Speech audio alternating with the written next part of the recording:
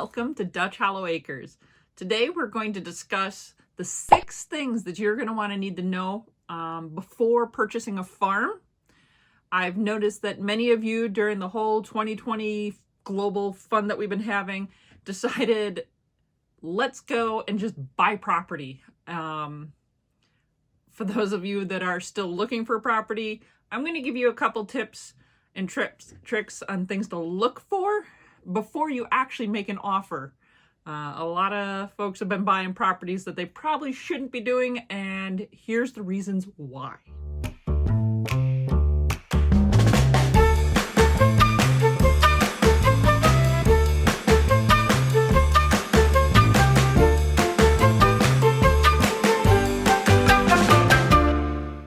If you're new to my channel, what we're going to be discussing through 2021 is how to make the move from doing city or urban lifestyle and moving yourself out into the country, starting a homestead, maybe doing some crop planting, farming, vineyards, livestock, whatever it is that you're looking to do to help, feed your own family, so to speak, or just to make a little extra income on the side.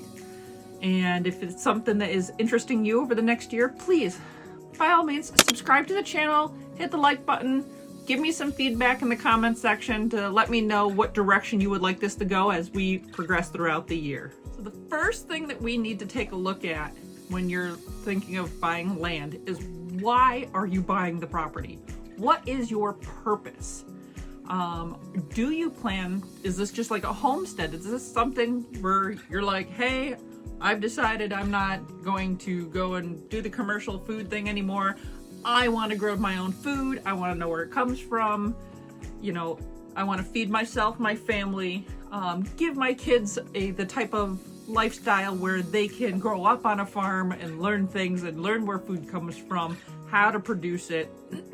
If that's what you're up to, keep that in the top of your mind. Most of us get into homesteading because we just love the animals. There's a whole thing to go around with it, but there's nothing wrong with it, but a lot of us want animals on our farm. We like to wake up in the morning, feed the ducks, the chickens, the horses, the goats, the pigs, whatever. Another thing, if you're planning on doing this farming thing, not just for a homestead, but as a business, you need to keep in mind, is this a piece of property that can handle an agro-tourism?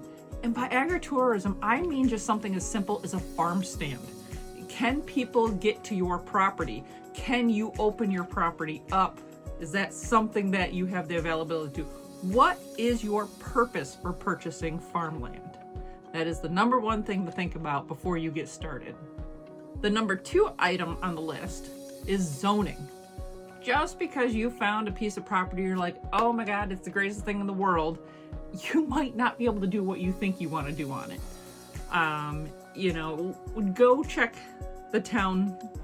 A lot of times they're going to end up having zoning maps for you. You don't necessarily have to talk to somebody in person. You can go to the town. They have interactive maps. Otherwise, go talk to the zoning board and talk about the property that you're looking at and find out some information about it.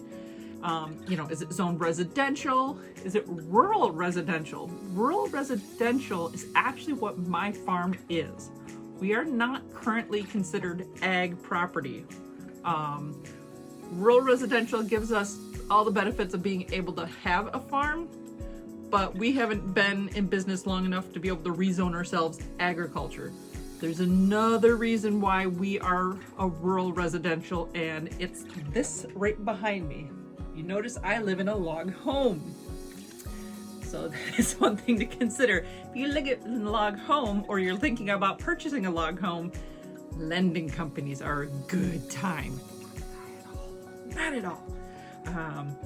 So we actually had to have our property zoned as rural residential, and they wouldn't give us a loan to buy this place unless we promised we wouldn't farm, and that we only have the house just for ourselves with nothing on it.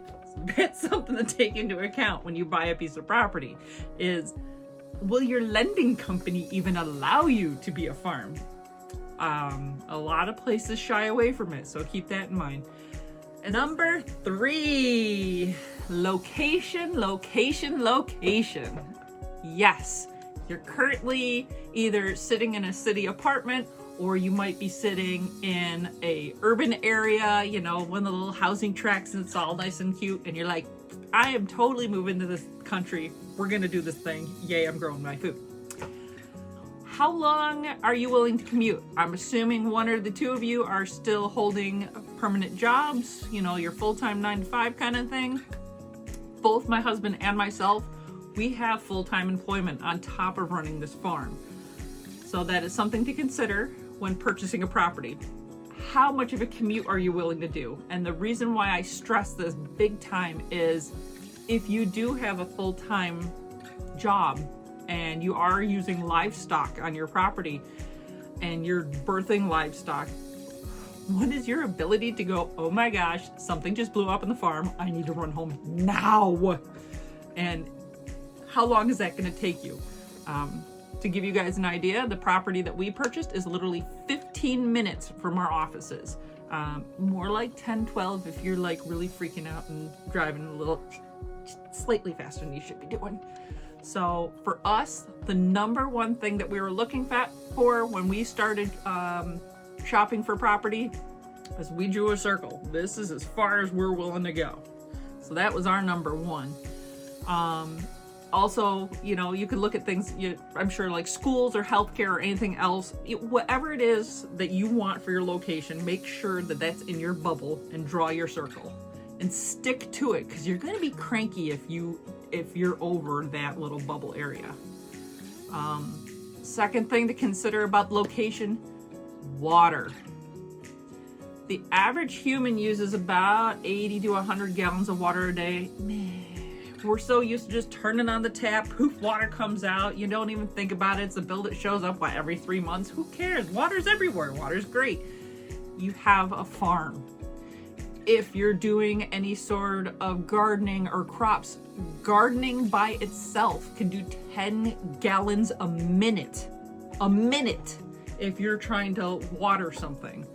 Livestock, your larger stock like horses or goats or any horses, cows, lactating animals that are, you know, feeding young, they drink a ton of water. By ton of water, I'm talking 10 to 30 gallons a day, times however many you have.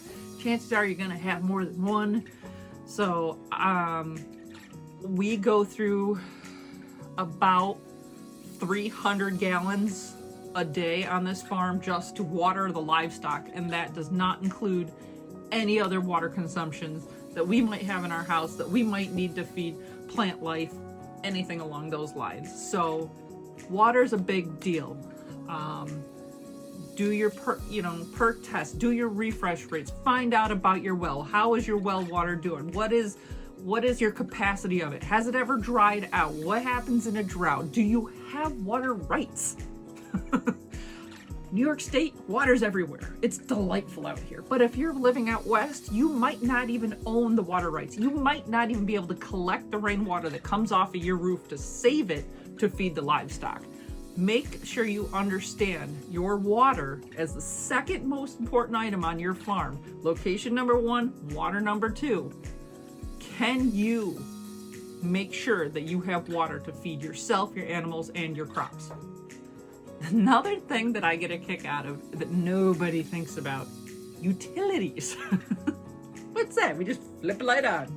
Life's great. I'm gonna live off the grid. Okay, more power to you.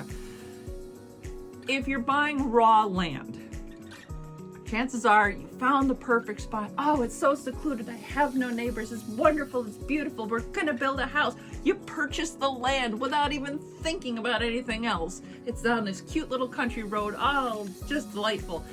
And then the power company is gonna tell you that it's gonna cost you X amount of dollars. Like, we're talking probably $300,000-$400,000 just to pull it down a few miles of road to get it to your house. To give you an idea, the house that we purchased, we did a lot of research on. It's 850 feet off the road, which is about a quarter of a mile off the road. Oh, it's so exciting. It's a flag lot. It's beautiful. I can run around. Nobody cares. Blah, blah, blah. Nobody can see me back here. The guy that built our house worked for the utility company. He actually put in every single utility pole back to our house. He ran the lines. My meter is all the way up at the road. I own my utilities. That's terrifying if anybody understands what this means. A tree comes down, takes out a line. Everybody else on the planet goes and calls the power company. Hey, yo, there's a tree down. It's sparking. I don't know. We're going to stay in the house. We're without power. Have a nice day. A tree comes down, hits my power line, and I call the power company. The power company goes, whatever. Our lines are fine. You go do with yours. That's your problem. So I own every single utility pole back to my house. It's so scary when it comes to power. So that's something to take a look at and understand. What are the utilities to your house? Another thing that people don't really think about too much is internet. Oh my gosh, how much do we really rely on the internet nowadays? Especially during these COVID times. I mean, you got your kids, they're having to sit there, do their Zoom classroom meetings. You're sitting there working from home along with your kids on your Zoom meetings with your boss, and you can't do that over dial-up. You can't do that over HughesNet satellite. You need high-speed internet. Last thing to think about location is research the property history. Many of these pieces of property, I mean, they do go back generations. Lord knows what these folks did on this property. You might get excited because, you know, it's an old railroad station, but did you know that they used to do engine maintenance there? And the place is totally disgusted with oils and fuel and Lord knows what else. Do you really want to be letting your animals graze on that property? Do you really think that you're going to grow a decent crop, especially if you're trying to feed yourself with organically? No bueno. That's going to make you have a lot of cleanup costs. So make sure you research the history of your property. Fourth thing to think about are structures. If you're buying naked land, have at it. You get to build your own structures. Kudos to you. A lot of us, especially here in the Northeast, you know, we're buying old farmsteads. So you have to deal with, as I said, houses. And as you can see, I told you already, our log home created a major problem for us structurally. We have a barn. It's made in the Lord knows when, and probably the 50s and 60s, I'm thinking. It was built with whatever the guy had available. As I said, the guy that built this place worked for the utility company. So everything, my house is made out of utility poles. My barn's made out of utility poles. It's a really unique place to be. The other thing is fencing. You know, what kind of fence is currently there? Is it this quality fence that you're going to want to be able to put your animals in? What kind of post do you have it? If they're wood posts, how old are they? Walk the fence line, rock the post. If the post is going to wiggle and break, that's a lot of extra work you're going to have to deal with. If they're all T-posts, those metal posts, not ideal, but they get, you know, they get the job done. And of course, I'm going to stress it again because it's such a big thing when you're dealing with structures, is utility and water. How is that structure, if you're doing livestock, getting its power? How is that structure getting its water? The fifth thing you want to keep in mind when trying to buy farm property is, what are your rights and what are the restrictions on that property? You might not own the timber. If you are buying a large piece of property and a good chunk of it's wooded, do you own, when you purchase that property, do the timber rights go along with that? Do the oil, water, mineral rights that you have, that you're sitting on, do you actually get that? As I said, in New York State, we own our water rights. But say if you're in Arizona, chances are you don't own the water rights for anything that is below you. You're going to have to sit there and get deeds. Find out what your rights are and your restrictions. Here's the thing. I say restrictions. Did you know that people can put deeded restrictions in? Did you know they can say, yeah, you can have a farm. You're not allowed to have any pigs. Yeah, you can have a farm. You're not allowed to have any roosters. Yeah, you can have a farm. You're not allowed to grow this. You're not allowed to do that. They can actually put that as a deeded restriction. So check that out and find out what is in that deed before you make a purchase. You know, who cares? You might not care about something, but it could affect your resale value in the future, or you don't know. You know, hey, I might have had a really good time where I'm, you know, raising backyard chickens and everything, and you have your family cow, you got a couple of horses, you're like, wouldn't it be nice to have a pig? Boom, one pig, and all of a sudden you're in court over something because you got a nosy neighbor. The final thing, number 6, that you want to take a look at before putting an offer in on that farm is, what are your environmental regulations? If you're doing larger farms, if you're taking over old dairy farms, find out what regulations you have for manure management. If there's old lagoons on the property, what does that entail? You know, when was it emptied? What's going on? Figure that kind of stuff out. Believe it or not, endangered species can come into play. Say you've got a nice big wooded lot, you're like, I'm clearing this bad boy down, we're gonna do crop farming. And the DEC comes in and goes, hold up, you're not allowed to clear any of that down because there's some spotted owl from who knows. So make sure you understand your environmental regulations on there.